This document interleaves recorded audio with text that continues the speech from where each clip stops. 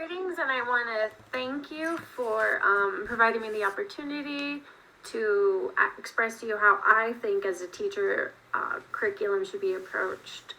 One thing I do want to reiterate that I don't think curriculum is merely just a textbook nor standards. I actually kind of view these more along the lines as resources to be utilized in the classrooms, nor do I think activities in themselves are what curriculum. Curriculum falls, in my opinion, when it comes to teaching, a lot more along the lines of what the students actually learn. What did they take away? Rather, I view traditional as typically like being able to absorb content and reverberate that and spew it back to whatever content that be, whether that be like facts that were given in a textbook or just content information, and then just spewing that back. Rather though with backward design, it's more along the lines of fostering and attaining skills and utilizing that can be expand further as they move along in their education career. So rather than just absorbing and regurgitating, it's more of the ability to develop a skill and apply that to future topics, future learning. One thing though I want to take account when it comes to my teaching and understanding in the classroom is this idea that we're humans, we're evolutionary beings. And with that, our students, their brains follow this pattern of that we all have done.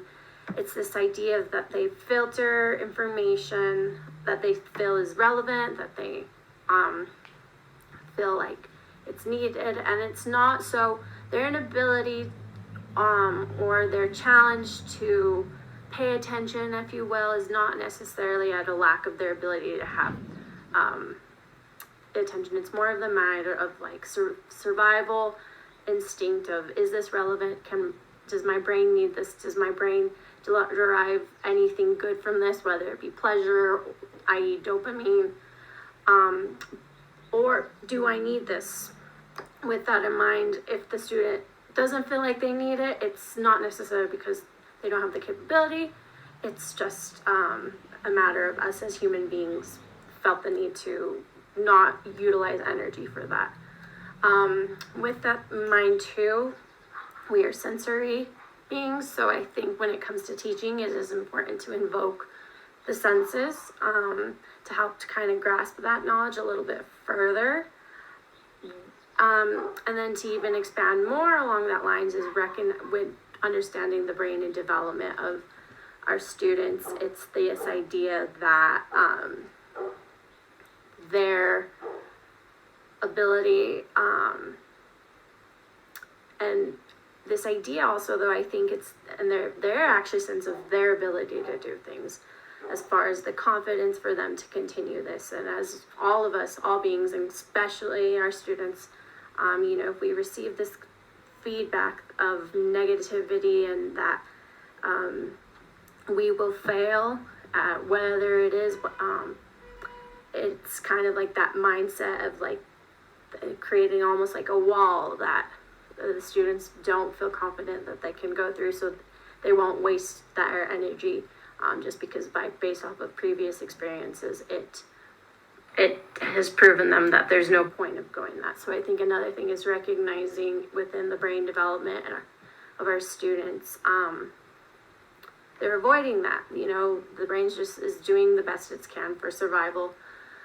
So I think it's definitely, when it comes to me and my role as a teacher, it's keeping,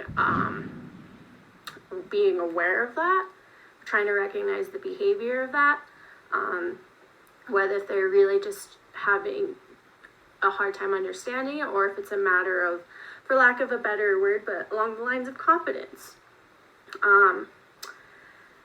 With that too, there's this idea of recognizing that the brain does have a section of growth.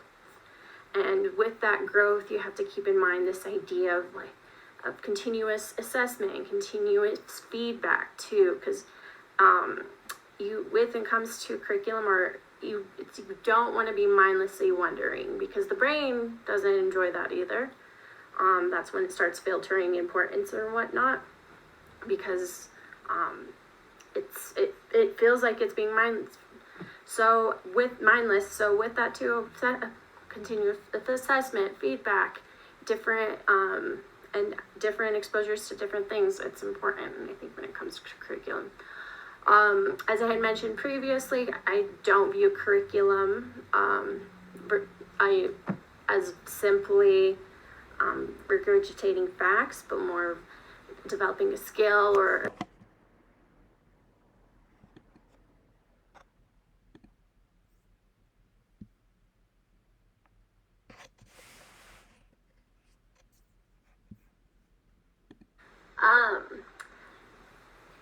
an analogy I like to think about when it comes to curriculum is going on a trip on a sailboat. A curriculum can be considered like the journey itself, because while they're at school, that's kind of what they're taking in. And I like perhaps throughout this journey at sea, it's not the actual sea itself, but it might be the content might be the islands that we see as we're passing, or the dolphins, the things that our attention is toward, is gazed at. As I had said earlier, I don't view standards as curriculum, but in this analogy, standards would be potentially the sail that we help utilize or manipulate the wind to help figure out where we're going to go throughout this. It's not how, it's just more of it's not the journey itself, but it's simply the way we're tilting the sails to kind of keep in mind. And for me, the way I look at backwards design versus traditional, backwards design has insight, or that big idea of how this whole journey and how what the students are going to take away, with how they're going to understand the skill that they're focusing on, and how that applies to all facets, how in life, not simply just the random different aspects, different islands, the sea, the school we're at, or the journey itself, but recognizing how all of this is just part of a bigger picture. And that is the essential, how to attain and develop skills that help connect these different islands, whether that be different content, like in history or in math, and see how they all can form together, and they're related together to form a bigger picture. So that's a big thing with backwards design. It helps keep in mind and keep conscious of connection of all these, rather than having a spew of pieces of a puzzle and okay, well, but what does this piece have to do with any of it? But with traditional, it is kind of just focusing on different pieces and how that, like activities, textbooks, whatever, and have that kind of be mindless. And I had mentioned earlier with the brain development, the students don't want to waste energy. Us humans do not want to waste energy where we don't need it. So now back to our students and our identity. One thing that I'm very passionate about is, as far as what we bring into school needs to be inclusive. I think especially now we've seen the consequences of being selective with like the content or what the students are being exposed to in school, and society's paying for it. Students need to see themselves in what we teach, what they experience in the day. I am very passionate in the idea and just the fact that the books we read need to tell more than one demographic story. It's sad that everyone knows Albert Einstein just as a household name, but we don't know Katherine Johnson or all these other ones. And that is a result from not being conscious and culturally aware of what we put in our classrooms, what we spend our time on. And it's sad because I think our students aren't seeing their identities affirmed.